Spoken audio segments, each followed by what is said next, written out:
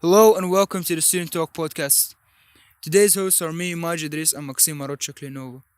First, I'd like to say thank you all for the immense support, the amount of support that you all gave us, likes, comments, views. It's honestly amazing. Thank you all very much. Secondly, I'd like to introduce the third episode of the podcast. This episode, we talk with a guest who is an alumni at Laude San Pedro, Dylan Olsson, about the topic of cancer. Cancer is a wide known disease that affects a lot of people, and it's truly inspirational to hear the stories of cancer patients. I personally, recently, my father passed away in 2019 with cancer, and I emotionally, I was emotionally affected. My family and I were emotionally affected, and to hear people's stories, survival stories, and how they fought through all this pain, all this lowest points of their lives is truly inspirational. And I think the beauty about this is that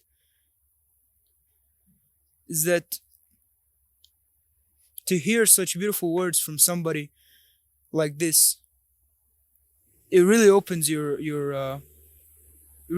mind, and it allows you to reflect more about life. And I think Dylan puts it clearly, the mindset, the inspiration, everything that he talks about, he puts it clearly into his words. And without further ado, I will let you all listen to this podcast and embrace the inspiration provided by Dylan Olsson. Thank you.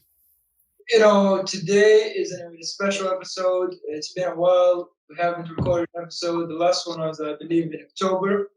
We've been low key grinding. We finally made a team and, got everything organized, and we're ready to start again. And, today we have the team members, Rula, our secretary, our head secretary, Nayar, the creative director, and unfortunately not present with us are the two social media managers, Tracy and Tiziana, and two special guests, our notable guest who's coming to be talking to us today on this podcast is Dylan. Yeah, Dylan. that's me. I will let you introduce yourself more. I will just say the names of people. Yeah. And we have Faris here, who is the backbone of the podcast because he helped me organize a lot of everything. So thank you, man. Thank you. Perfect. All right, let's get on. Dylan, introduce yourself. let me introduce myself. So I'm Dylan. I'm 22 years old, and obviously I'm on the podcast to talk about my last pretty much year and a little bit more, like year and a half, where I'm just gonna be honest. I'm super open as I want to be. I got cancer around a year ago, in my neck. And so you guys just wanted to bring me on to tell me about the whole adventure, I guess, the whole story. So do you guys have any questions before I start, I guess, telling you about the whole story? Or I mean, I guess we should start from the beginning, and should we just straight go with the medical? I think so. yeah, Let's just go from the beginning. So Yeah. tell us how it all started. You graduated from Laude in 2018, exactly. and So how did everything go from there? okay, so yeah, I graduated, everything. I went to Uni of Manchester. I was in my third year, midway through my third year. And well, actually before that, a couple of months before that, I started getting pain in my left shoulder. And then one day I woke up and my whole left arm was completely like disabled. It was just, I couldn't use it anymore, um, at all. And that was quite shocking, but I went to a doctor and he told me, oh, it was probably a trapped nerve, which happens sometimes. You can take these pain pills and you'll be fine. I took them. We did tons of scans and everything came out like negative. I have nothing. It's completely fine. This went on for about, so that started in around February, March, and it went on until around um, almost November, December of the next, well, of that year. So pretty much like 9 months of like just pain, a lot of pain. It just kept getting worse. I was, just to give you an example, by around the month when I found out I had cancer, by that time I was taking, when I was in Manchester, around 30 showers a day, and I'm not even exaggerating. It was genuinely like around 30 showers a day with I was obviously getting pills, trying to get non-prescription pills from um the pharmacies. That's why all the pharmacists in Manchester know me very well. But I was, completely in the probably the darkest spot I've ever been in. And I knew something was wrong, but obviously we'd done all of the scans, so I just thought, I guess it must be something chronic, some kind of pain, and it'll go away soon or whatever. I flew back to Spain, and instantly my parents saw, like, there's something wrong with me. Like, there must be something wrong with me. My neck was completely like, I was completely like, I don't know how to like show it very well if you guys are listening, but it was completely bent. My back was obviously hurting tons. I was still taking like so many showers every day just because like the heat would help me. And Well, just to ask, like, you took the yeah, shower because the heat would relieve the pain, in some sense, no? exactly. So I would go in the shower, like I would feel pain, and I would just go in the shower, and I would use the shower as a way of I would start feeling pain, and instantly when I'd start feeling the pain, I promise you it was just a horrible pain, just the worst pain I've ever felt in my life. I would just go to the bathroom, go to my shower, and put it on really high heat, and just put it on my back, and just, if I could stay in that shower for an hour, I would. At the time, I did. Sometimes I would stay in there for an hour. Sometimes it was just 30 minutes. Then I'd come out, and then an hour later, I'd do another 30-minute one. It was just crazy, crazy. I mean, literally crazy. All of my towels were always wet. All of my towels were always used up. And it got to a point where it was just horrible. But I went back to Spain. I told my parents, I can't deal with this anymore. I need to go back to Spain. We went to tons of doctors. The moment they saw me at the airport, they told me like something is wrong with you, and we measured my weight. I was 42 kilos back then. And I'm 1 meter like 75 or whatever. So I'm not super tall or like super small or anything, but 42 kilos is like, obviously something The, was wrong. so that was like Um, the weight loss was due to this, the cancer. that so it was due to that, and also when you've got pain for a long time, pain that doesn't stop for months, you start having a lot of other like psychological effects also that happen, where maybe you won't eat for like a whole day just because you can't get out of bed and go Sainsbury's to go buy yourself chicken because you're hurting. You just want to take a shower, or you just want to go pharmacy to buy more codeine pills. That's the truth. That's exactly what was happening. And also, I believe the tumor itself also takes, it basically eats what you eat. So I think that's what also happened. But yeah, I came back to Spain, and for like 2 weeks, we still couldn't find anything. All of the doctors were looking at the scans that I'd done a couple of months before, and they were all like, yeah, they're completely fine, these scans, so we're just going to give you more pain pills. And then finally, we found a doctor who told me, like, instantly, he saw me, he was like, something is completely wrong with you. You need to go do this scan, this scan, this scan, and we need to go and see exactly what you have. And that was around like the 27th of December of last year. So pretty much, yeah, a year and 2 weeks ago. I went to do the scans, and then I woke up one morning, probably I think the 30th of December, something around that time. And it was my mum and my brother and they told me, look, Dylan, we've done the scans, and they've told us you've got a tumor. We're going to be there for you. We're going to do everything we can. We're going to look at it. And we've got a meeting with the neurosurgeon, Dr. Arias is his name. He's incredible, absolutely incredible. We went to him and he showed me exactly what I had, exactly where the tumor was. And it had completely shattered is it three or four? Three of my vertebrae, completely shattered. Three of my vertebrae, completely shattered them. And it was just completely filled with the tumor and completely surrounded by the tumor. So, and that had happened obviously over those last 3-4 months, because the scan that I'd done, 4 months before that, came out completely fine, which showed that it was a really aggressive tumor. So that was already really worrying. But he told me we need to do a surgery like right now. And yeah, we did the surgery on the 14th of January. So think literally 2 weeks later, basically. And during that time, during those 2 weeks, I was slowly losing.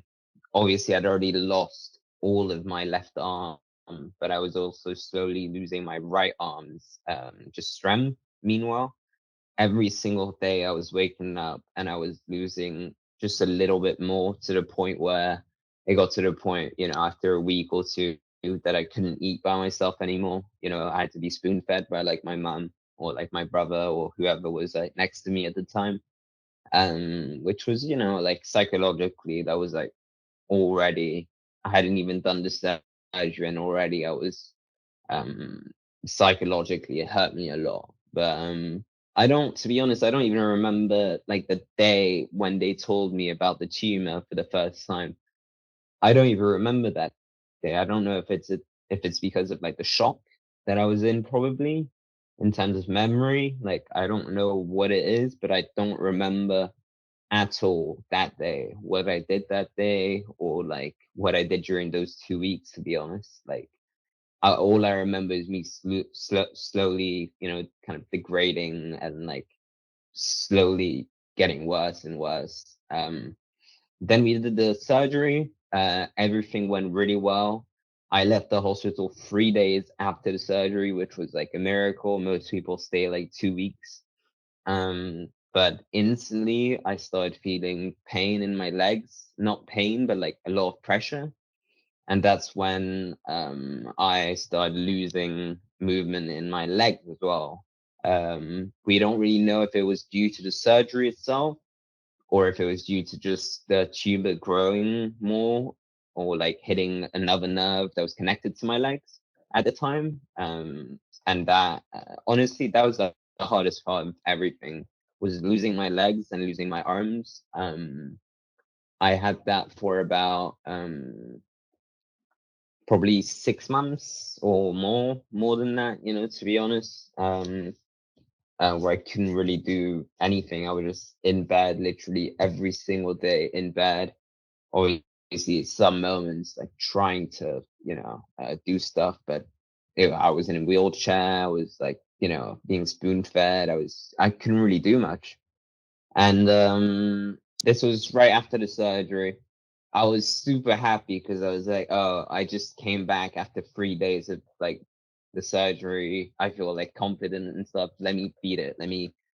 And I didn't know what was about to come, obviously, but slowly losing my legs and my arms just completely gave up by then. Like 2 weeks after that, I completely lost my legs and my arms. So we went back to the hospital because they thought I'd need another surgery. Luckily, I'd never needed another surgery, and my legs recovered like by themselves over those next 6 months, doing a lot of physiotherapy, and my arms, as you guys can see, uh, they're completely fine again. Physiotherapy, I've got the best physiotherapist. If anyone needs a physiotherapist watching this and you're in Marbella, please tell me. She is. Every doctor I've spoken to has told me, oh, Eva, which is her name, like She is the best. She knows everything, and she will recover you from anything. I thought in my head generally when I started the physio, but anyway, that's months. I'm going months like ahead. So I'll talk about the physio later. But so yeah, straight after surgery, lost all my legs, lost all my arms. I'd never gone through anything like this before. I was 21 years old at the time. I was just having fun. I was just a normal and genuinely like, and you guys, a couple of you already knew me from before, you know, pretty normal guy. Like I make a couple of like bad jokes, maybe, you know, here and there, but you know, pretty normal guy and just, you know, Yeah, I mean, do you think like when you were, you know, in school when you graduated, you had future plans? You know, obviously we all like yeah, plan, or you know, I'm gonna go to university, I'm gonna do of this. course, Was of this course. ever like, you know, on your list? Because like some people that have like a disease Well, that, you know, when since they were young, it's they were always crazy, man. It's crazy because like 2 months before I actually got like diagnosed with the cancer, or like maybe 3, 4 months before, I was speaking to my best friend Marcos, and we were talking about like what would we do if we had. It's a bit of a weird topic to talk about, but what would we do if we get cancer? Just a crazy coincidence. I guess I jinxed it because I got it literally I probably already had it at that point when I was talking about it, which is crazy. But I never ever expected to ever get anything like this, even less at this age. Like I'll be honest, I never expected it. I would have if I could look back, like if I could go back to 2 years ago and look at me now, right now, what I'm talking about, I would think I'm dreaming and that I'm lying and that I'm lying to you guys or like whatever, you know. I did you generally, like, you know, when you got the cancer, right? You were diagnosed with it.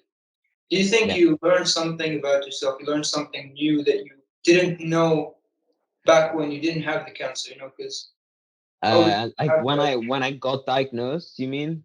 yeah, or like Um, just, you know, the weeks after I you got think diagnosed. I think those weeks I don't remember that much, but I think it's a memory thing. Like I think I also got like mugged once when I was like 16, by like like two little kids with knives, and like people ask me like, do you not remember their faces? Do you not remember like I generally don't remember any of it. Like I don't remember it. And I think there's something to do with like a link between memory and like shock, where like if your body is in like shock or like whatever, for me anyway, I kind of forget after a while like what I was feeling at the time. I don't know if that makes sense.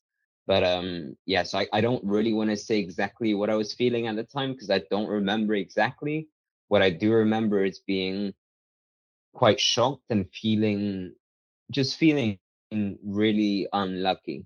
That's like a word that I'd use like a lot in my head, I feel like. I just felt like, why me? Why me? Why me? You know? But I feel like that's something that anyone would ask themselves, right? If they've gone that, even more at this age. Um, but yeah, those first couple of weeks were probably the hardest ones because that's when I was slowly like degrading and like slowly going downhill, slowly having to start to really use the wheelchair, slowly not being able to go up the stairs, go down the stairs. If I needed to pee, I needed to ask my mum to go and help me to the bathroom. If I needed to shower, I needed her to shower for me. If I needed, you know, everything you can think of, basically, anything you can think of, even my arms, I would put them like under the cover before going to sleep. And sometimes I'd wake up middle of the night and like my arms would be like super hot, like super warm. And I'd have to wake up my mum to ask her to pull my arms out of the covers. Like it was that bad. Like I just physically could not move my arms or my legs, like at all, at all. And that was like super depressing. I had so many dreams that like of me like running during those times. I had a lot of dreams of me like doing activities, which is a kind of like a cool, like a weird thing, I guess, a weird thing that happens, I guess, maybe to, I don't know if it happens to everyone or just me, but like when I lost the ability to run and to walk and stuff, I had a lot of dreams of me running, a lot of those, like a lot of those, and I was just probably just depressed at the time, but I always knew like I always knew also that I was ready for these kind of moments because obviously I never expected it to happen to me for some reason. I guess it was just narcissism and like thinking that, oh, it's never gonna happen to me, which I'm guessing you guys feel the same. I'm sure you guys feel like sometimes like, oh, that's never gonna happen to me. Like I'm different. Like it's not gonna happen to me. It actually happened to me, and it was shocking to me. But my whole life, I read a lot of books and listened to a lot of sorry, I've got hiccups. A lot of podcasts. Worst time to get hiccups. Listen to a lot of podcasts by a guy that a lot of people don't like, but I love him. He pretty much like saved my life during a really tough breakup. And during this cancer thing. Jordan Peterson. I would recommend you guys listening to him if you guys have the time. But he always says that his whole theory and his whole mentality is about um it's chaos. It's not that chaos can happen in your life. It's that chaos will happen at one point in your life, and that you have to be ready for that moment. And he gives a really good example that um that when I believe it was an example that that his dad died and he needed to be the one at the funeral that his brothers and his family could um cry on his shoulder. You know what I mean? You need to be the one who you need to be the strong one because you need to be that person that people need to rely on. And I want to be that person. And I told my mum, I looked at the statistics of the cancer because we did the biopsy of it. And during the surgery, they did the biopsy, which means that they take a little bit of it and they go and analyze it. And I thought, okay, at least there should be some good news that like they'll tell me, oh, you've got this type of cancer, we can treat it, whatever. Yeah, the worst thing basically that can happen, they tell me it's a super rare cancer in my neck. But it's not a neck cancer. It's a cancer of unknown origin, is basically what it's called. Which means that it came from somewhere in my body, it spread to my neck, and then the origin that it came from disappeared, but the neck part stayed, and we don't know exactly where the cancer came from. So the treatments for it are a lot less like specific. They're a lot more like broad and a lot less like obviously we don't know as much as if I'd had, lung cancer, there's specific treatments for that. If I'd had another type of cancer, there's specific treatments for that.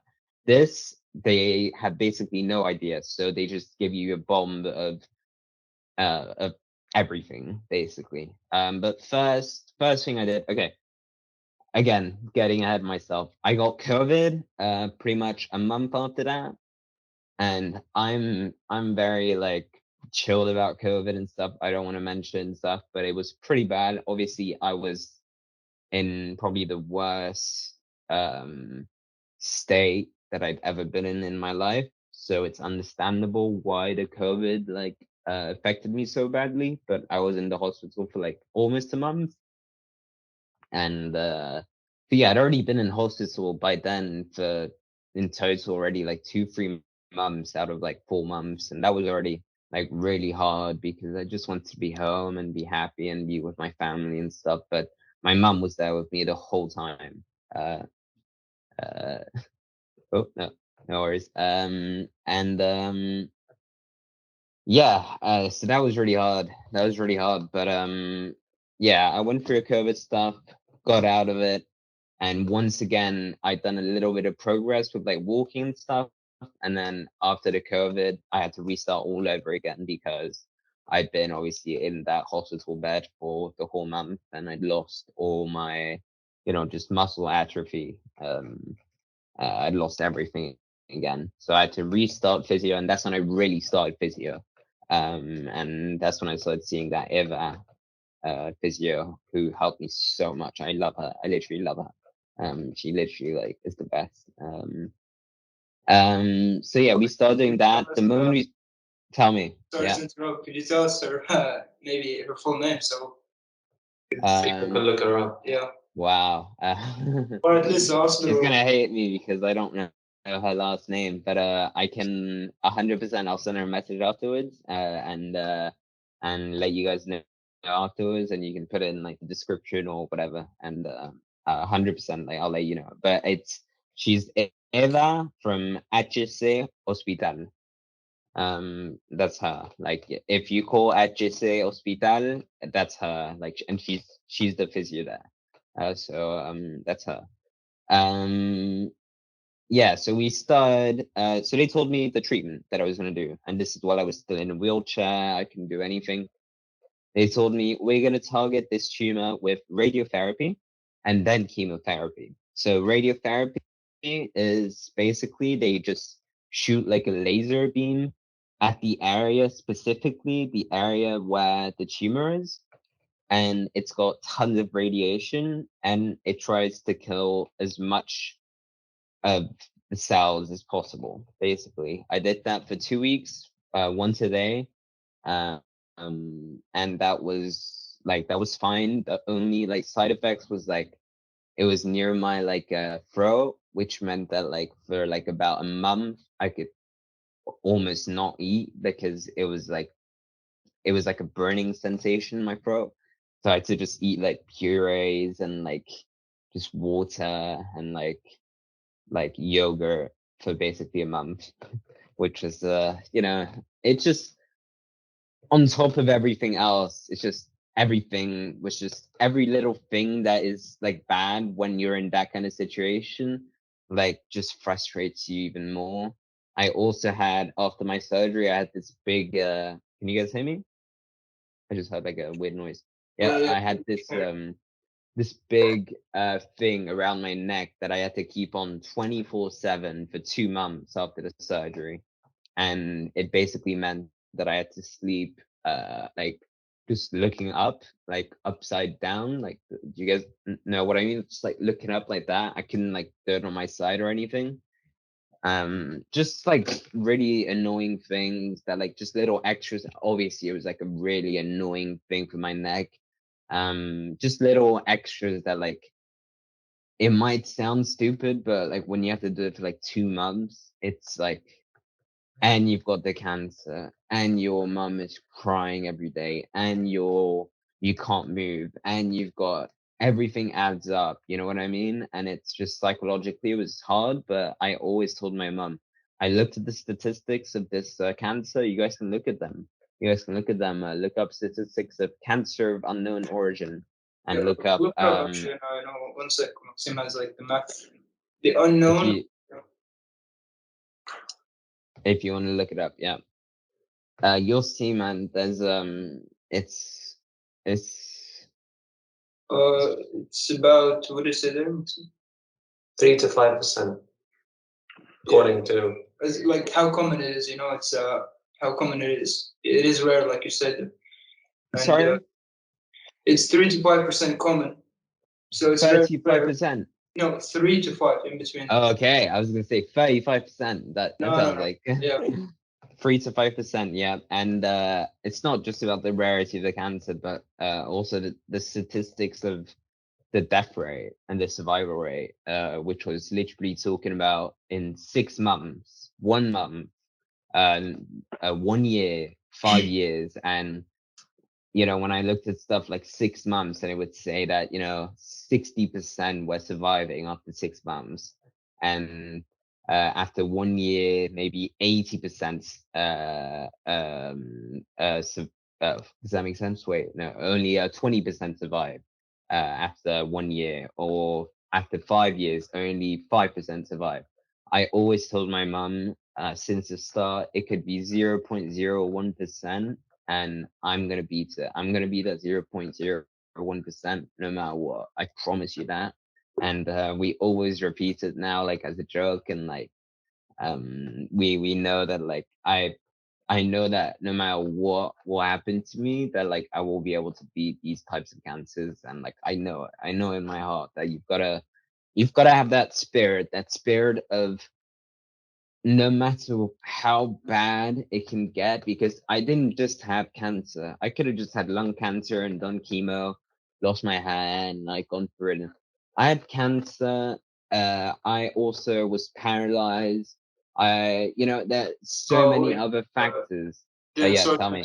someone from school is like knocking on the. Just one sec. Okay, that's fine. That's fine. So, sorry, so you're gonna check, yeah. Go for it. Go for it. We'll just edit it out. Oh my god. Am I doing all right, guys? Is it okay?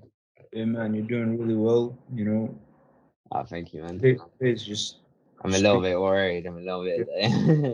don't worry But I'm about just it. trying to speak from my heart. I'll speak from my heart. I promise. But yeah. So the treatment was the radiotherapy for the pretty much 1 month, like a couple of weeks, like 2-3 weeks, every day. Where it's again they use the laser beam. It like specifically attacks that area. It was annoying as hell because obviously I couldn't eat for like a month pretty much, but I was completely fine with it because I knew it's one of those things I'm gonna have to go through to beat this horrible thing that's in my neck. The surgery, by the way, they took out 3 vertebrae from my neck and they put in 3 like these plastic like molds basically, which is why I had to use the thing for 2 months. 2 months, because any kind of movement is like really bad for that mold. Yeah, so right now I've got just like a plastic neck, but basically, I can't really do any sports for like the next year-ish, but I should be fine after that. So I'm happy with that. I'm fine with that. But yeah, the radiotherapy was hard and stuff, but it wasn't that bad. And then the chemotherapy, by the time I started the chemotherapy, which was in June, early June, I'd already done probably 2-3 months of physiotherapy, and I'd already finished the radiotherapy. So already I had a bit of my strength back. Like I could start walking again a little bit, slowly going back up the stairs again. That's when I realized how hard it is to go down the stairs compared to up the stairs. You don't realize how hard it is. But it's a lot harder than you think.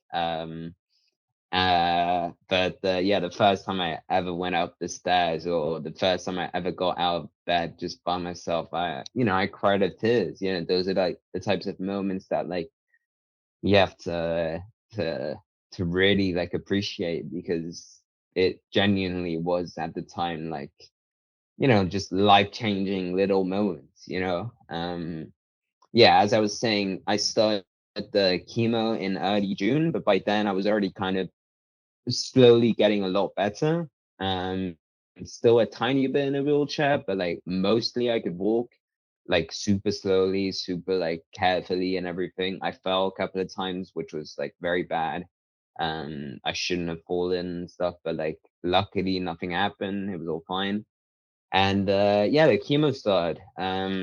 They told me we're gonna do 4 sessions once every 3 weeks. Super high dose, once every 3 weeks, super high dose, and you'll lose your hair pretty much 3 weeks like into it, which is what happened pretty much. I started losing it like pretty much 3 weeks into it, which psychologically was like, it was the hardest part out of everything from the chemo, in my opinion. Like obviously there was some nights where I had a lot of pain from the chemo, like a lot of pain. A couple of nights though. It was literally out of those 4 or 5 months of chemo, I probably had, I would say, 3 nights where I was like in horrible pain, where we had to go to the hospital and like they had to inject me with like morphine and stuff. But the rest of the time, I'd say 90 to 95% of the days, I was like fine. Maybe I feel a little bit like nauseous, or, you know, a little bit like not perfect, obviously, but still reasonably well. Like I said, like if it wasn't for the hair, I had to do chemo my whole life, if it meant that I could never get cancer again, I would do it. Just to show you that like how much like it's really not as bad as it seems for most people, even more for young patients anyway. For me anyway. I don't know, maybe some other young patients have it a lot worse.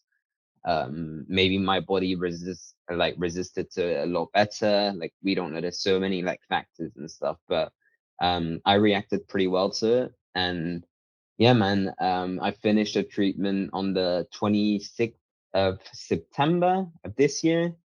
And we waited to do the PET scan. So what a PET scan is it looks at your whole body and it shows you every cell that. So okay, let me explain to you what a tumor is. A tumor is basically a cell that, because of a mutation, it replicates itself super quickly, like super quickly, and it just keeps replicating itself until it grows and grows and grows, and until it presses on like other things like organs or nerves, and that's when it, you know, starts damaging you. So what this PET scan does is it looks at your whole body and it looks for any cell that replicates really quickly. So any metabolic activity will be found, and we did the test and nothing came from it. Everything was clean, which meant that I'd beaten the cancer. Finally, it was over. I look, I'm gonna be honest, I knew I was gonna beat it from the start and stuff. It was such a long like journey, super long, and like I had so many moments where I told myself like, this is my last year probably, this is my, you know, this is it, this is like, this is it. But 90% of the days it was just positiveness and positivity, and just, you know, having that mentality of If I being may a ask, survivor and a fighter. Tell me.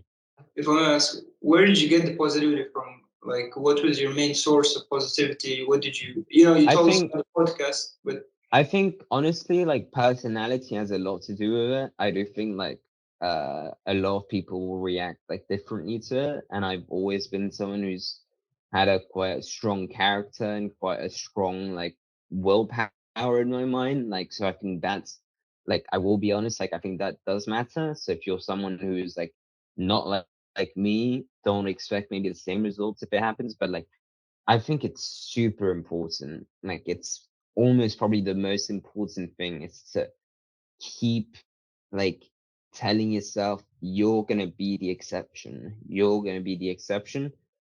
Keep imagining that meeting of you meeting the doctor and him telling you, that's it, you're clean, you're fine. I think like those types of like techniques psychologically, I think they work, man. I really do think they work. And look, it seems like they've worked now. Did you guys have any questions? Anything that like about like the cancer and stuff, about like how the meeting or like anything like that? I have a question. Yes. Like, how did the idea of asking your friend Marcus the other day? How did that idea come to ask him, what would you do if you had cancer? It's so We because uh look, we're like super close with Marcos, and we let's say we were drinking. Uh, we were drinking, and we were just talking about life, man. Just talking about life, and just we have those types of conversations all the time. Not about cancer specifically, but just questions, just weird, random questions about life and how we'd react to them, and how we'd try and survive it, how we. And to be honest, at the time, I remember saying, if I got it, I would want no one to know. And obviously, the moment I got it, I saw the price of like the surgery and the price of like the chemo and the radio and stuff, and instantly I was like, okay, my mom like told us like we need to make a GoFundMe, and that's how everyone knew basically about the cancer because of the GoFundMe, which was like the most amazing moment like of my life. Like genuinely, it makes me emotional to think about like the fact that like and I know some of you contributed to it as well, which is like amazing. Like it literally I could cry right now, but I'm gonna try and like keep myself from being too emotional because I don't want to be like that. But the amount of love and support I got through not just obviously the GoFundMe is like financial, but like texts and like DMs and like prayers, even though I'm not religious, a lot of people prayed for me, and I don't know why, but like psychologically it helped me a lot because like I just felt like if I know that thousands of people are thinking about me, people that like I've known my whole life. Maybe I met them for only one day and I gave them this little, I don't know, like whatever that made them want to donate or made them want to send a message. And it was just beautiful. And it links back to that whole idea for me of karma, of like, if you are a nice person your whole life and you're actually like, you spread love and like people love you and like you're actually just a good person, you will be rewarded at one point when like moments like these happen, and moments like these will happen. And clearly, clearly most of Marbella, um, for, I deserve, whatever they gave me. I don't remember the specific number and like whatever. And we got to pay the surgery, we got to pay the radio and the chemo all together. It was just, um, it was just amazing from everyone's part, from my family, from my friends, from people I don't even know, from people that sometimes I didn't even like people from my classes who maybe like who didn't I didn't maybe like that much, who didn't like me, who send me money or prayers and stuff like that. I for me that those were the ones that like touched me the most because it was like try not to judge someone like too much, because in moments where you'll be in moments like the one that I went through, sometimes like those people that you're judging are actually going to be the ones who are going to be that support you. You never know that. You never know.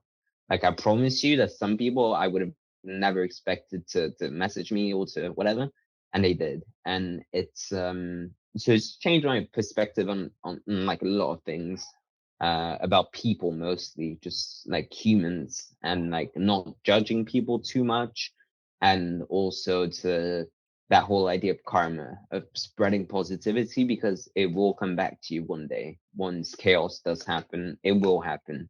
I hope it doesn't. If you're one of the 1% who chaos never happens in your life and you outlive your parents and you outlive your whatever, like, everything, you know what I mean?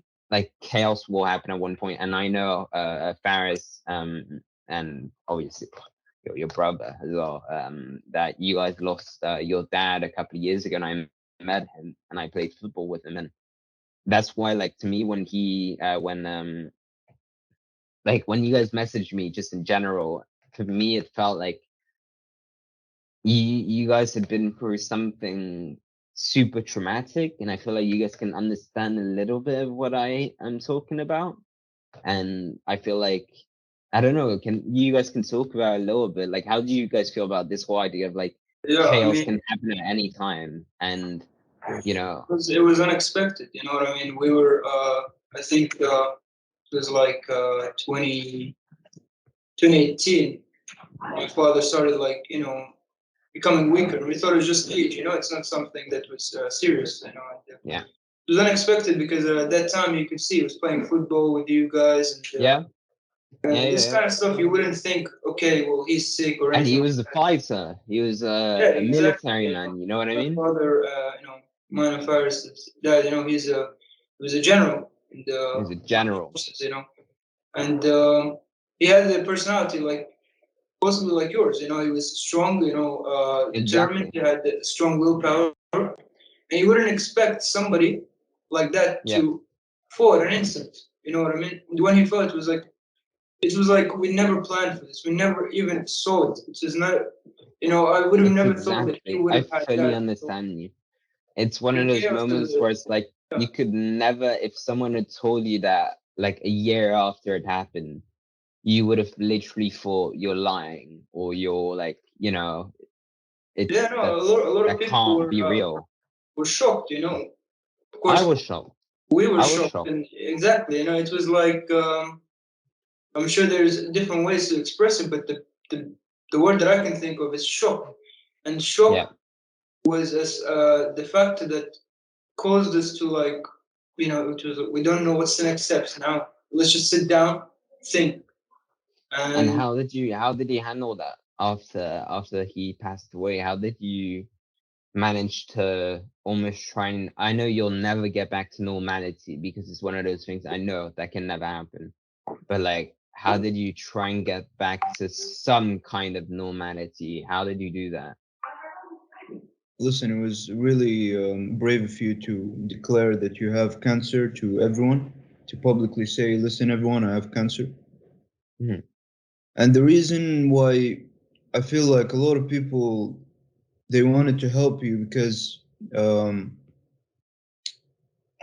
they were touched. They were really touched, They had something in their life where they felt like they needed now to help you. Mhm. And Yeah. let me start by saying that, as you know, a lot of the people that may have helped you are from Marbella, right? Yeah. Right.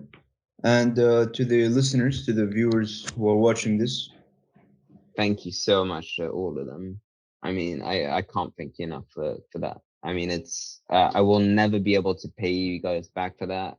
For all the people who helped me during those times, I will never be able to repay you for that. But I'll try everything I can like to try and do that. And just by spreading positivity throughout my whole life, that's the most I can do, I feel like.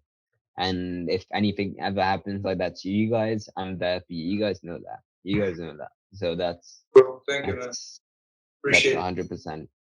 But tell me a little bit again about like the question I asked about maybe how you go back to some kind of normality after the shock of losing your dad.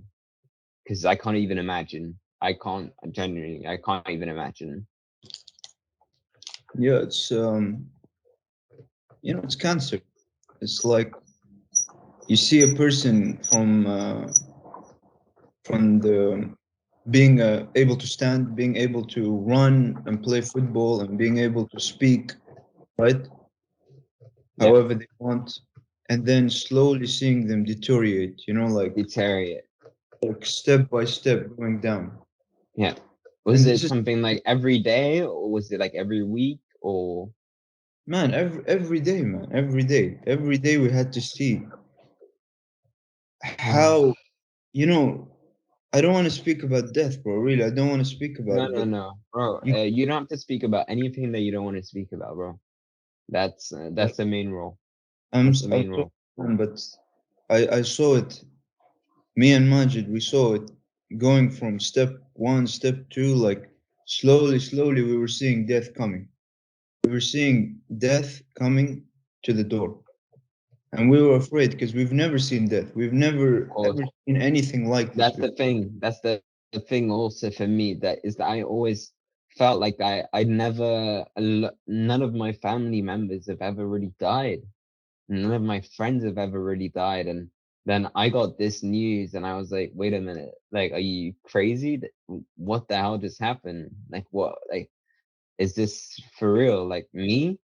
Like, not that, like, someone else should have it, but like, it was such a shock to know that, like, I'm at death's door when I'd never even seen death before. You know what I mean? So I completely understand what you mean by that. And it must have been Man, it just was really I crazy, mean, but keep going if you want to keep speaking, man. it was, man, it was like, because my father, he was a very, how can I say, he's a general. He He always was has his, like proud of himself. it was like, whenever he walks like this, you know. He had pride. He had Yeah, pride. yeah. Yeah, and he always stands up straight. So Yes. Yeah, yeah, yeah. Yeah. Seriously, how can one man who had so much pride suddenly become a very vulnerable person? Because I remember then we started taking care of him, you know, feeding him by the spoon. Um, so much stuff, man. Changing his clothes. I don't want to mention Everything. something, No, no, but no. But hey, man, like my mom showered me. My mom, when I had to go toilet, she had to do everything. When I had to look, man, I'm not afraid of seeing those kind of things. I understand 100% what you went through is basically what my parents went through, except the ending was the worst ending possible, basically. So you've gone through more than I have, and I'm so grateful to be here to have this conversation with you, because it's it's man, just life, you know, life. when you And talk to us about the fact that the positive words, the words, the messages, the text messages. When my father died, a lot of people found out, and we received messages, and these messages came from people who we don't even know. You know, they were telling me, "Hey, brother," using the word brother, using the word, of like course, and saying I exactly. love We you. were uniting each other in this cause, and they weren't with me present. They were maybe in a different country, and they were sending me messages, me and Faris, telling us, "Listen, if you need anything," and this kind of words. And I can see, what you're saying is that words have so much power. Yeah, Messages, beautiful 100%. messages, and it's the truth. And when you see like good words, good people, good prayers, That's why exactly. I always say, like, to the people who messaged me at the time and who supported me during that time, like, and now they send me messages saying like, I can't believe you beat cancer. I always tell them, I didn't beat cancer. I didn't beat cancer. We beat cancer. Even if you were 0.1% of like the effort of, like, you know what I mean? You were part of it. And I tell my parents that as well, like, we beat cancer as a family. I didn't beat cancer. We beat cancer. I think it's such an important thing for people to realize that, like, those little words and the little, even those people who sent me, €5 at the time, or €1 at the time, even, like, anything help, every little helps. Little Tesco advert right there. Uh, No, I but mean, you know what I mean? Like, when, you know what I mean? Like, yeah, anything would help at that, in when those types of moments. And never be scared if you see someone posting a story about, hey, something happened to me today, something bad happened to me, or never be scared to message those people, because they want you to message them, and those people need it. They need it. And I needed it at the time. I got it, and I'm so thankful for that. And I can never repay any of you guys for that. I could never repay you guys for that. 100%. like Faris said, when you asked him the question about how did he handle it, and he told you that a lot of people they go through something, and when they help somebody out, it's a way of like, you know, it's helping themselves as well. You know, Like karma, like getting back.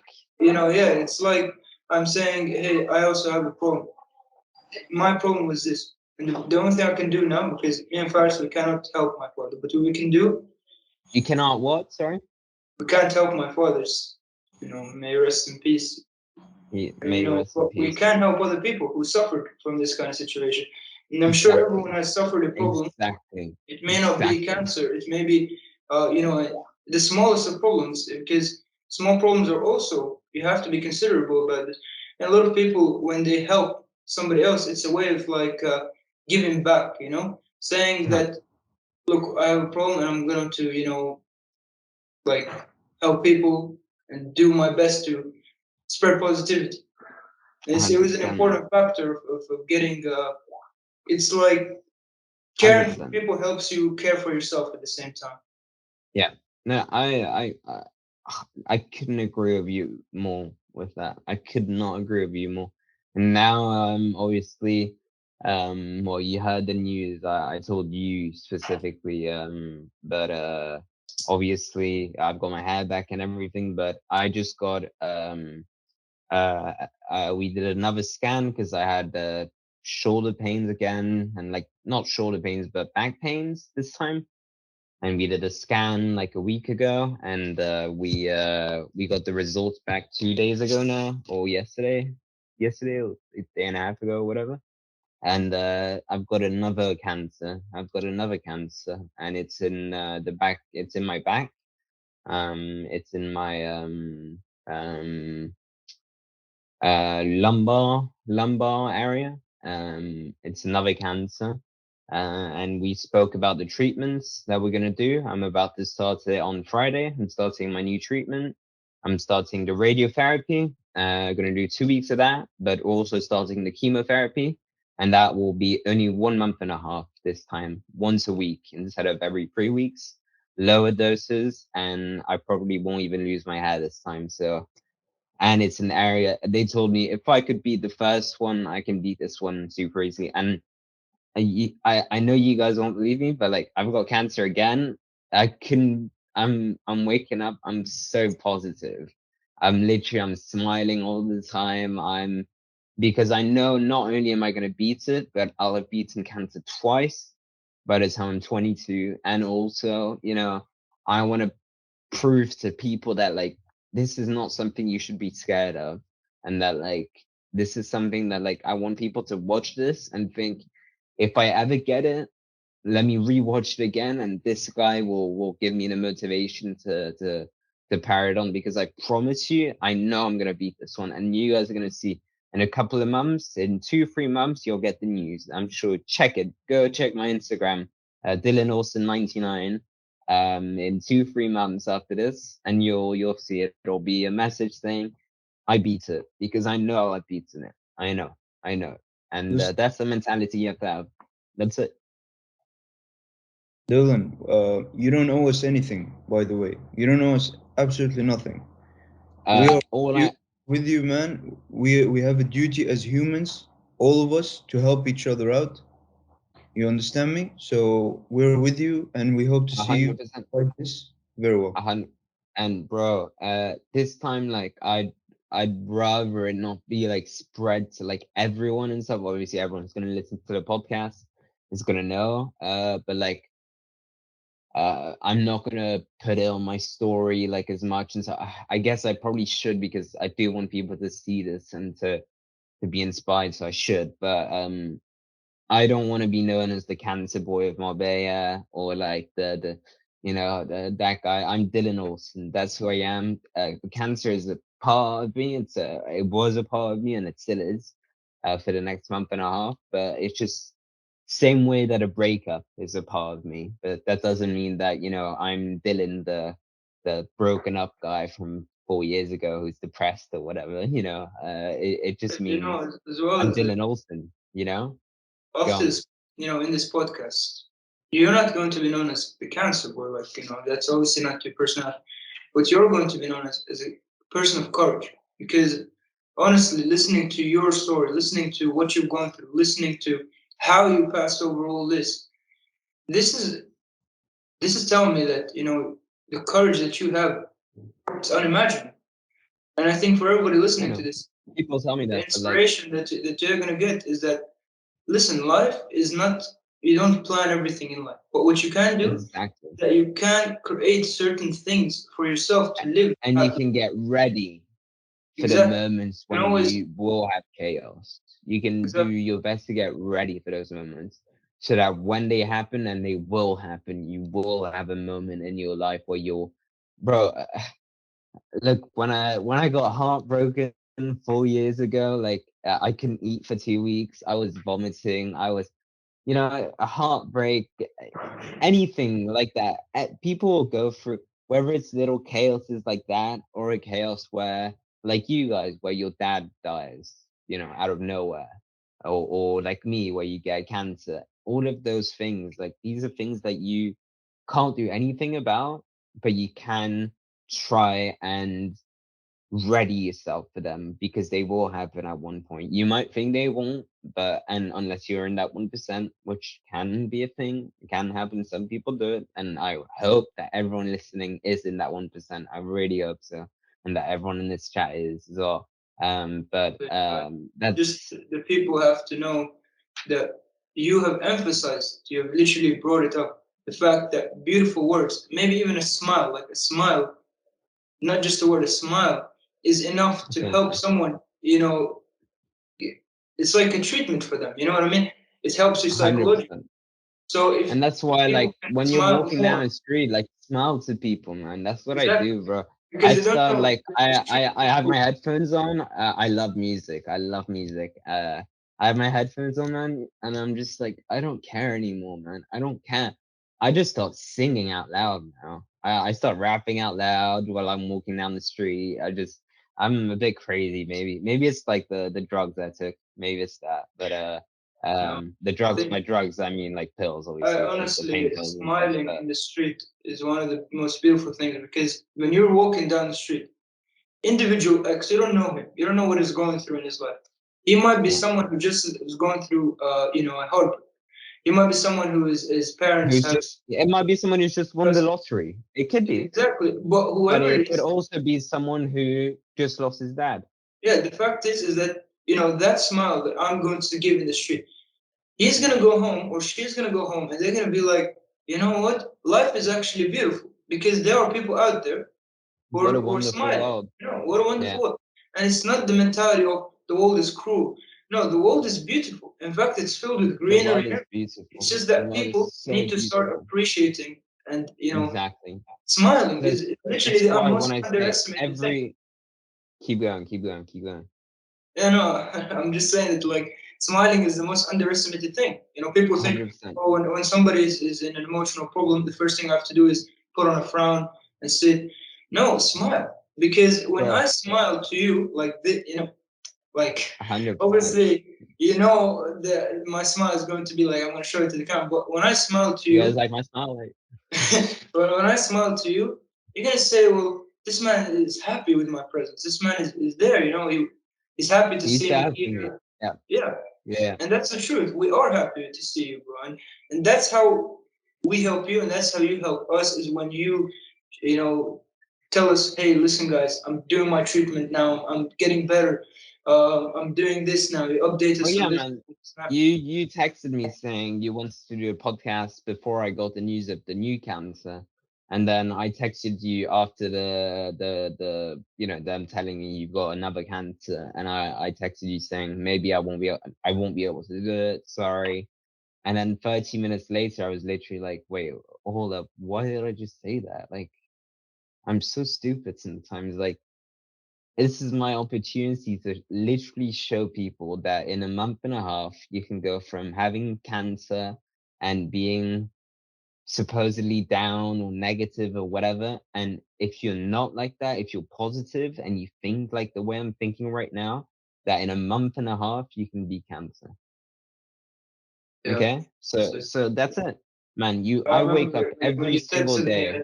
at 1 a.m. No, 12 a.m. I think it was, and he texted me at 11:40. I didn't respond. I was like, I think I wasn't with next to my phone, and he like texted again. I was like, this man, honestly, this man is like a lion. It's He's probably a like Mike drinking Tyson again. in Mike Tyson in your picture behind there. Exactly, bro. Don't This is think, actually a painting yeah, that means a lot to me, because when I was sat in my bed and I couldn't move everything, I always used to tell myself, I'm gonna be that person, and that's gonna be cancer. I literally, like, I remember it so clearly in my head. I used to look at it like so often and think like, and now, bro, it's round two, man, and this guy doesn't even know what's like about to get, like, what's about to hit him. You know what I mean? Like, yeah. they don't know that this cancer doesn't know.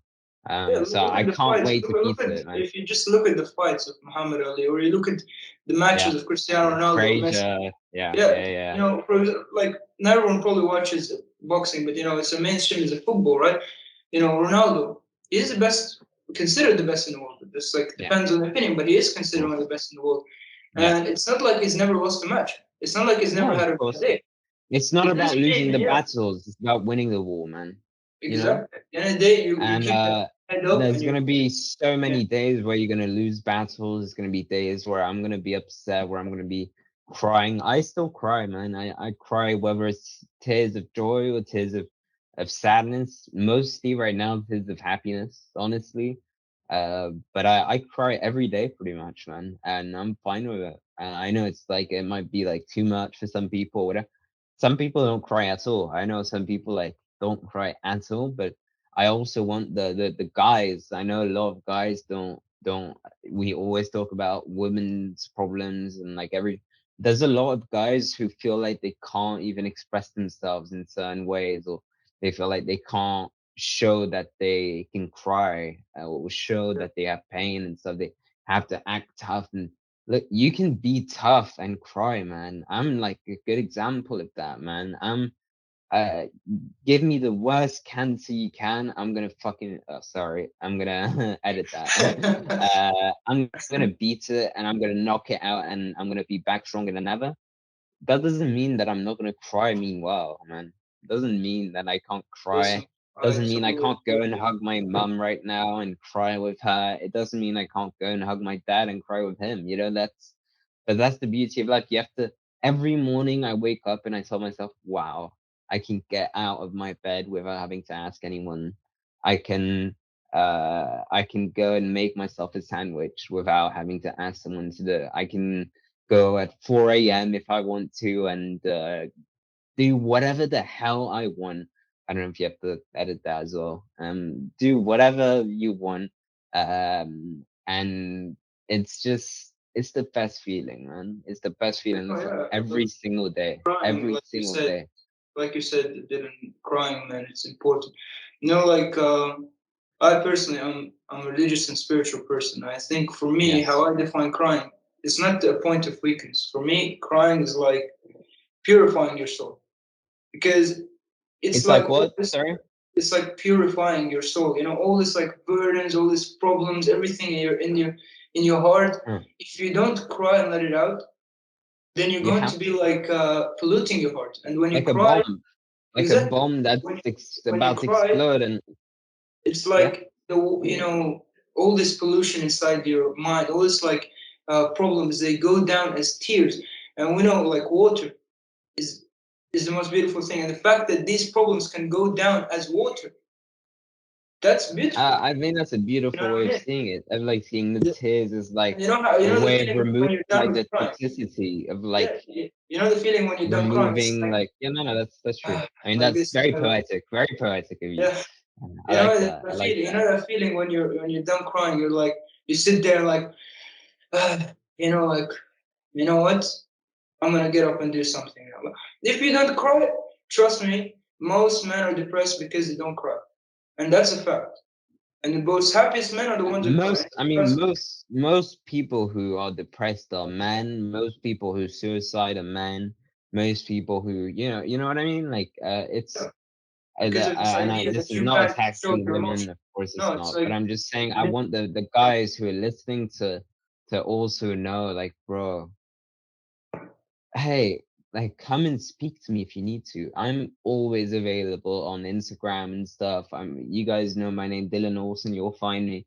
Um, I'm always available. And if you're gonna send me a video of you crying because you lost your puppy or crying because anything, it can literally be anything, I will be there and I will understand 100%. And if anything, it's better for you to cry and let it out and to just obviously don't exaggerate, like don't be crying every like 24/7 because then don't be depressed, obviously. I don't want you to be depressed.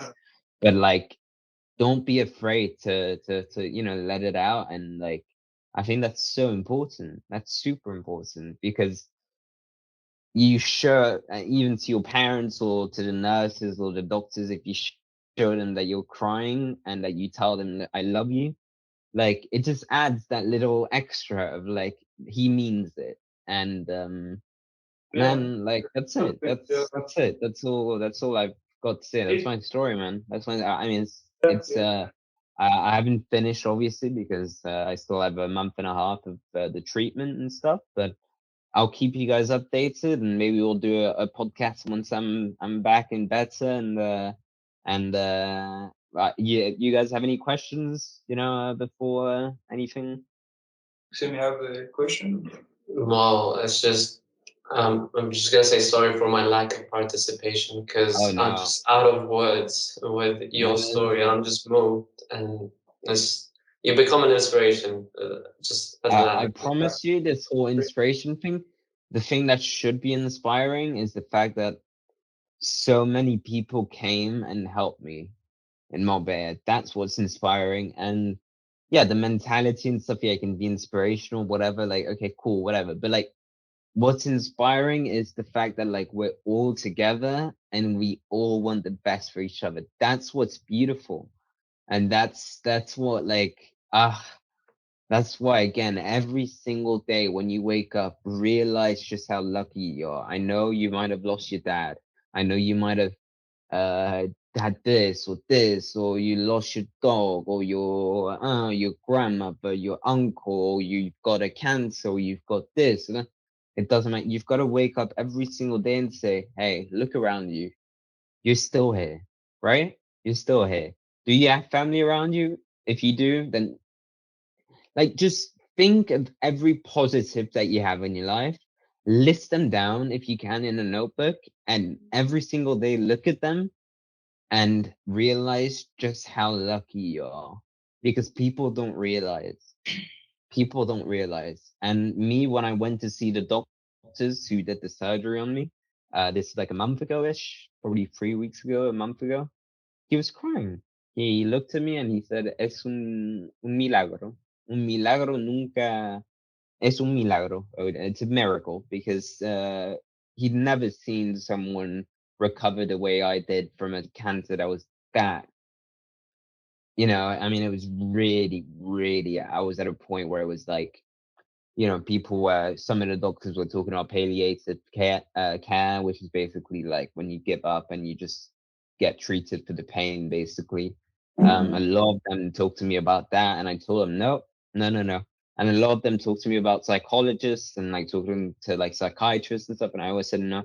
I give, if I wanna if I want extra advice, I speak to myself. That's, you know what I mean. Like, I know it sounds like it. I think that's a Rust verse. It's a rapper, but you trust your gut, and like, I mean, if you need a psychologist, obviously go for it, obviously.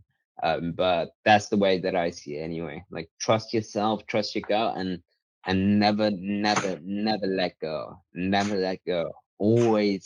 Always keep fighting. Always, always.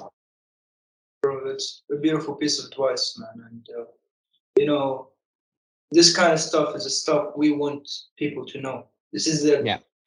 the beauty of this. The thing you said right there is that we don't so often talk about this. Not people don't like to talk about it. Everyone's trying to escape the reality. Yeah. We don't have to escape reality. In fact, let's create No. ourselves a better I'd rather picture of this reality. motivate people than to Yeah, hide it. Yeah. exactly. Yeah, because I promised myself that none of those moments where, again, like where my mom had to go and like shower me, or like I had to go pee and she had to help me, and none of those moments I ever want to regret like telling or being open about, ever, because it's something that was set on me when I was 21 years old. I didn't deserve that. I never deserved something like that. And they put it on me, whoever, like if there's a God or whatever, like I got it, and I will never regret any of those moments or be ashamed of them, because look, it's like a one in a million thing, and I had to go through that, and I'm never gonna. I don't know. I just don't want to look back at it and like feel like, oh, I'm embarrassed about talking about this or this or this, because I feel like if I start doing that, then it's almost like I'm looking down on the person who literally beat cancer. That person who was getting showered by my mum and like going to the toilet, like being like brought up by my dad, like through the stairs and stuff every day. Like that's the person who beat the cancer. So I can't look down on that person. I can't ever look down on that person because that person got me through it, and that person is me, and I'm gonna get through it again. And in 2 months, I promise you guys, we'll be texting all together, or we'll think about maybe another podcast and a quick little update where I let you guys know how it goes. And I promise you guys, I'm gonna beat it, and I'll have beaten cancer twice by 22. You said So something there in the lines of where you were saying, that really like reminded me of something. I just wanted to say that, when you asked me how did I recover from a situation from my dad, I didn't have an answer because I don't know what to say. But you reminded me of something when you told me the fact that you don't regret everything what happened and all that. I think what really, really helped me. This is something that it depends on the person, but what helped me was the fact that I know everything is written, right? Everything has its purpose, right? For me, understanding that everything that's happening in my life is written, that I don't know the purpose of, but it's written there, it happened, is gives me hope for everything. And this is how I isn't like, that beautiful? yeah, and I never regret anything. I mean, I get I see, emotional. I see the death of my father as it was written. Of course, that we weren't prepared for it, but it was written, and I can't do anything about it. What I can do now is fulfill what he wanted me to do, and this is what he wanted me to do. Study, Exactly. do well with your family, Exactly. take care of, Bro, it's and keep in okay, contact with your brother. studying is important, yeah, okay, but like no, the most important thing is, bro, I'm gonna tell you right now. It's your family, your very close friends, and your health. That's Exactly. it. There's always Those are going the to be three something you things. take away. The You took away now from this situation. look, You didn't expect to take away something from it. You thought it was negative. But listen to me, you took away from this negativity, you've pulled out something which is what? More gratefulness, more, I wanna come back better than I was before the exactly, cancer. exactly. I know. You're reborn in some sense. You've And become, bro, think that like your here, of dad, what would your dad want? Would your dad want you to be better or worse off after he died? course, better, exactly. Then you do that, bro. You be better. You be a better person, and you do it for him. And I know, bro, that like you believe in like religion and stuff. I don't really. I don't know. But like, if he's Everyone has watching their way you, of doing and if you believe that he's watching you, bro, I know he'd be proud of you already, and I know he's gonna be proud of you in the future. But you've got to do that yourself. You know what I mean? And Paris, same to you, man. 100%. it. You have to. You have to for him. For everyone that's listening, take this into your head. This kind of words you will never hear. Maybe if you do, you will hear it, and maybe once in a while. Not even like it's not so often being said. This kind of stuff you don't hear it every day, and so it's really really important. When I told my team about your episode, Nayar, Rula, Maxime, the social media manager Tiziana, Tracy, uh, they were like, "This is amazing. This is amazing because this is a topic that we have to shine light upon. Nobody talks about this. I have never And we ever saw seen the in stat. school, in high school. I've never seen people talk about emotions. People in high school, they're trying to escape emotion, and the problem You is the saw depression the rate stats is as well higher about how for high many school people students. will get cancer at one point in their life. It's literally what, 1 in every 3 or 2 in every 3, right? For Yeah, women or men, right? things like that. Yeah, So if there's 900 people in Laude or whatever, what if 500 of them end up getting cancer? I want 0 of them to ever get cancer, 100%.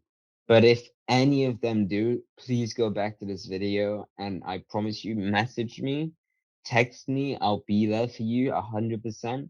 And we can have a video call, we can talk, and bro, after the video call, you'll feel like nothing can stop you. I promise you that. So don't stress.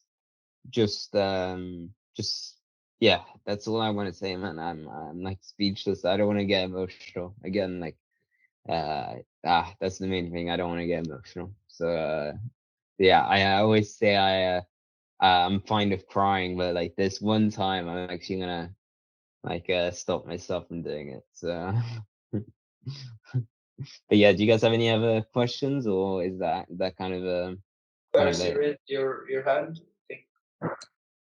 Sorry. Yeah. So Oh yeah, my my belief is that we have to have each other's back. all Regardless, of us. we are humans, and we must treat each other as brothers and sisters. We must help each other out. Exactly. Okay. Exactly. Man. And Exactly. Man. yeah, I'm really touched That's by why it, man. Really, every single person listening to this podcast, I want them all to feel that.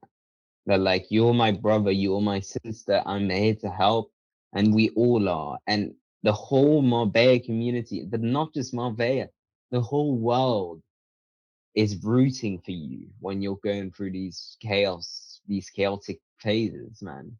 The whole world is, man. I have family in New York who were praying for me every day. I had people in Indonesia praying for me. I had people in India praying for me. It's we're all a And team. The whole world, we're all humans, and we all need that because at one point in our life, we'll all need it. So it's best to give it because one day you'll need it. That's the way I see it. yeah, and like they're children, they're young, right? They're 7, 5, And you ask them, what do you want to do in the future? I want to become a doctor. Why? Because I want to cure people. I want to help people. Since a young age, we've always, you hear kids saying that's beautiful. And there are doctors who are spending nights in labs, and they're scientists, and charity workers who spend nights and days trying to help you out. So you're never Yeah. alone in this kind of situation. And They may be again, behind screens, they may be behind doors, but exactly. people are always helping you. And And this is the again, most important. if you ever, anyone listening, if you ever get a type of cancer, message me because I have the best doctors. They are literally the best doctors, the best physio, the best surgeon available here in Marbella. Like genuinely, like they are. I couldn't have wished for better people to be surrounded by. So it wasn't just me. That's why I always say it's a teamwork. It's not just me who beat cancer. It's all of us who beat cancer, and that's it, man. That's it. That's the main thing, man. So that's why I just again want to say thank you to everyone who, even if you didn't do it at the time and you're about to do it now after this podcast, send me a little message or whatever, like whatever, like I don't care. Like I love you guys and I appreciate you guys so much. And if you ever need anything, I'm here for you, 100%. thank you, and we Thank you love you. so much. Love you too, man. We love you I too. love you, man. Literally. And that's something that like I learned as well, like learning to tell your parents and like the ones that you actually love, like I love you. It's such a like it's such a strong word, and it's something that like I was always a little bit like, oh, should I say it? And I'm a little bit embarrassed of saying it to my mom. Like I know it sounds dumb because like No, no, yeah, it's I your mom understand. and you love her. Like there's no one else that you love more than your mom or your dad or your brother, right? And obviously they know I love them, but I think it's really important that every day you wake up and whether it's before going to sleep, you send them a little text saying I love you, good night, sleep well, because you never know what's gonna happen, man. You never know, and it's a beautiful thing to hear as well when someone says I love you. I In love my you, Dylan, opinion, bro. I love you, I love you, Faris. man. I love you, Rula. I love you, Me Nayara, my too, sisters. I love you, Maxim, literally, my brother. Love Honestly, you guys, so we're much. a community. Let's, like exactly, Faris said, we're brothers and sisters. Don't exactly. ever think that, you're alone. Never. Anybody. Never, I'm your never, brother. no one, She's your sister. no one. Rule is your sister. Nayar is your sister. Maxim's your brother. Dylan's your brother. Faris your brother. Even maybe your uncle, your father. We look quite different to be brothers, but Yeah, yeah, I it's get fine. your point. Because, we're connected in our hearts, and that's the I agree strongest with connection. you. Because you can love somebody. Hey, you can be adopted, man, and not have the same genes, but you can love each other, man. That's 100%. I agree with you, 100%, man, 100%, 100%. So Honestly, this that's it, man. podcast was amazing, and I'm sure Nayara and Ruler, if you have something to say. Thank you so much for coming and giving us the opportunity to actually speak with you, get to know your story. Yeah. I heard a little bit in the other meet that we had, but this is really it's really inspiring, and it gives a whole different perspective of life and how someone can see such a bad situation in such a good light. Like, I think it's a lot of people That's should really nice of you to say. Yeah. No. a lot of people should see you and look up to you and aspire to be like you and have that type of mentality. Well, it's not about looking up to me. It's about trying your best to believe in yourself. That's my whole thing. It's about individuality as well. It's you. You're the one who, like, you've got people around you who will help you, and like it's a team effort and everything. But it's also like it's your body. You're the one fighting it, and oh man, like I don't even know how to express it, but like, you've got to be strong, man. You've got to be strong. You've got to be like a fighter, a survivor, and you've got to think about it that way, that you're fighting something. And whether it's your loss of a friend, a family, or bad news like a cancer or something like that, you've got to see it as like, okay, what's the next chapter in my life going to be like? And how is this going to affect it? And how can I make it as positive as possible? That's how you should view it for every step. So yeah, I hope I've expressed myself wow. Perfectly, bro. I couldn't have said it better myself, honestly. I wouldn't have known how to say this. But look, man, it's been wonderful to have you here, Dylan. Bro, you don't realize I'm so honored to be here. And if you told me a year ago that I'd be doing a podcast talking about stuff like this, moving around with my legs and stuff, I would have literally told you you're lying to me, and you're like, so every day, like today, I was so excited about the podcast, and I'm just really happy. I just, so yeah, I'll let you guys know about the next month and a half, the treatment about this cancer, but I'll beat it 100%. So don't worry, and that's it. That's it, man. I think that's about it. If you have anybody wants to say anything, Yeah, is there anybody else who wants to maybe contribute, say something, ask Dylan something? I just wanted to say, Dylan, is there any way we can help you through the podcast? Like, a GoFundMe or That's something the like thing, is that like right now my parents are doing pretty well, like financially and stuff, so we're gonna like handle it for now. If I ever need it, then we will still GoFundMe, but I don't think so. Like we're gonna try our best to like do it all ourselves this time. And yeah, no, it should be fine. It should be fine. So yeah, thank you for that. But like it should be fine. Yeah. Sorry? Also, I just remembered you also have your own podcast, and that's something Exactly. that, So I'm about to start my own podcast called Sitting Around oh wait, oh my god, I just forgot the name of my podcast. What's it? Yeah, Sitting Around a Campfire, or Sitting Around the Campfire podcast. And it'll just be like just talks with people that I want to talk to about interesting topics. And I've already got my first guest that I'm editing literally right now. It'll be out in a couple of days, like one of these days. And this one is about specifically like NFTs and cryptos and like stuff like that, which if you're interested in that, then in that world, because like he explains it really well. He works in a bank in like the IT department, and he does presentations to the bankers themselves about those types of things. So he's really good at presenting it. So if you guys want to know anything about that, then go and check it out. And I'll let you guys know, and bro, I'm super happy to be here.